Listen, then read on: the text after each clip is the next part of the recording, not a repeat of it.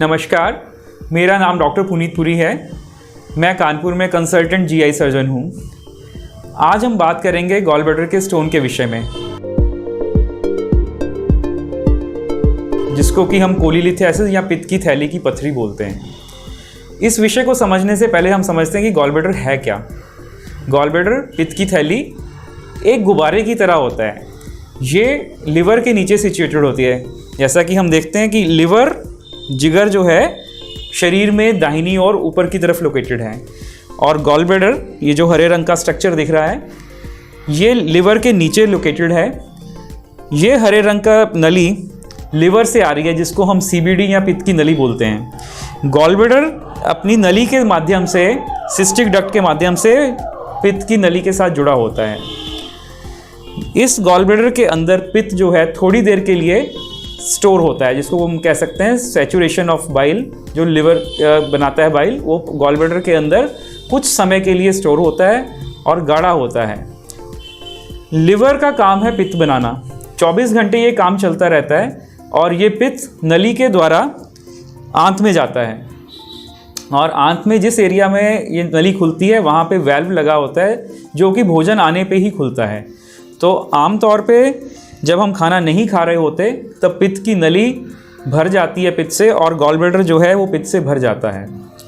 जब इस पित्त के अंदर फैट की मात्रा ज़्यादा हो जाती है तो प्रेसिपिटेशन होती है कोलेस्ट्रॉल क्रिस्टल्स की, जो कि आगे चल के स्टोन का रूप धारण करते हैं। तो गॉल ब्लैडर स्टोन के बनने का कारण लिवर द्वारा बनाए गए पित्त का फैट से सुपर सैचुरेटेड हो जाना होता है। अब ये बात हुई गॉल ब्लैडर स्टोन्स क्यों बनते हैं। दूसरा है गॉल ब्लैडर स्टोन्स के लक्षण क्या हैं। गॉल ब्लैडर का काम पित्त को स्टोर करने का है। जब खाना खाते हैं तो ये गॉल ब्लैडर पिचकता है और सारा पित्त नली में उड़ेलता है। इस दौरान जब स्टोन बन जाते हैं तो ये स्टोन्स आपस में टकराते हैं, गॉल ब्लैडर की दीवार से टकराते हैं। तो सबसे कॉमन फीचर होता है कि खाना खाने के बाद ऑलमोस्ट आधा घंटा, पौन घंटा के बाद पेट के अंदर दर्द होना, और जो कि दर्द बीचों बीच होता है पेट में, या दाहिनी और ऊपर की तरफ होता है। कुछ पेशेंट्स में ये दर्द पीठ की तरफ भी फैलता है या कंधे की तरफ भी जाता है। बड़ा ही खास एसोसिएशन है कि खाना खाने के आध पौन घंटे बाद होगा।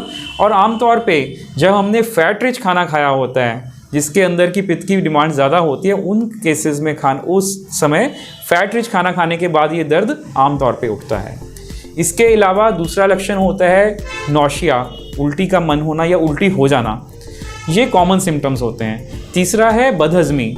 कहते हैं कि खाना खाने के बाद हमें खाना हजम नहीं हुआ, डकार आते रहे, या खाना यहीं पड़ा हुआ है, ऊपर भारीपन लगता है। ये सब कॉमन सिम्टम्स होते हैं गॉल ब्लैडर स्टोन्स के। अब आते हैं कि इसका डायग्नोसिस कैसे होता है। गोल्ड स्टैंडर्ड इन्वेस्टिगेशन हम जिसको बोल सकते हैं वो है अल्ट्रासाउंड। आम जनता में ये भ्रम होता है कि अल्ट्रासाउंड तो छोटी इन्वेस्टिगेशन है, हम सीटी स्कैन करा के गॉल ब्लैडर स्टोन ढूंढ लें। विश्वास मानिए, मैंने जैसा बताया, गॉल ब्लैडर स्टोन्स कोलेस्ट्रॉल के बने होते हैं, सीटी स्कैन में नज़र ही नहीं आते। 5% स्टोन्स होते हैं जिसके अंदर कैल्शियम होता है, वही स्टोन सीटी स्कैन में पकड़े जा सकते हैं। 95% gall bladder stone CT scan में नहीं दिखते हैं। सो गॉल ब्लैडर स्टोन को पकड़ने के लिए अल्ट्रासाउंड कराना ही एक उचित इन्वेस्टिगेशन है। अल्ट्रासाउंड के बारे में भी इम्पॉर्टेंट है कि खाली पेट कराना चाहिए। अर्थात आप पानी तो पी सकते हैं, लेकिन चाय जूस का सेवन नहीं करेंगे, अन्यथा गॉल ब्लैडर पिचक जाता है और हम गॉल ब्लैडर के अंदर की चीज़ें अच्छे से नहीं देख पाते हैं। तो खाली पेट कराया हुआ अल्ट्रासाउंड गोल्ड स्टैंडर्ड इन्वेस्टिगेशन हैं। अब बात करते हैं ट्रीटमेंट की।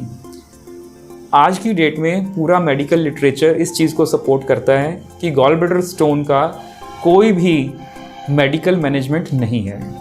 अर्थात ना एलोपैथी में, ना होम्योपैथी में, ना आयुर्वेद में, ना यूनानी में। इसका एकमात्र इलाज है ऑपरेशन द्वारा गॉल ब्लैडर को हटा देना। आज से 2 दशक पहले ये ऑपरेशन ओपन विधि द्वारा होता था, लेकिन आज की डेट में गोल्ड स्टैंडर्ड ट्रीटमेंट है लेप्रोस्कोपिक कोलिसिस्टेक्टमी, अर्थात दूरबीन से गॉल ब्लैडर को हटा देना। अब दूरबीन वाला जो ऑपरेशन है, इसके अंदर भी बहुत एडवांसमेंट्स हो गई हैं। कुछ लोग इसमें 3 चीरे वाला, 4 चीरे वाला, कुछ 1 चीरे वाला कर रहे हैं, लेकिन आज भी gold standard treatment standard laparoscopic cholecystectomy है, जो कि 4 छेदों द्वारा होती है। इसमें मरीज के मांस के अंदर कोई टंका नहीं लगता, सिर्फ स्किन के ऊपर एक स्टिच लगता है।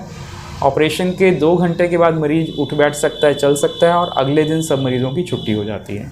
सो इसलिए आपको या आपके किसी रिलेटिव को इस तरह की किसी बीमारी से कोई समस्या है तो आप मेरे गैस्ट्रो सर्जरी क्लिनिक में कॉन्टैक्ट कर सकते हैं या इमरजेंसी नंबर्स पे संपर्क कर सकते हैं।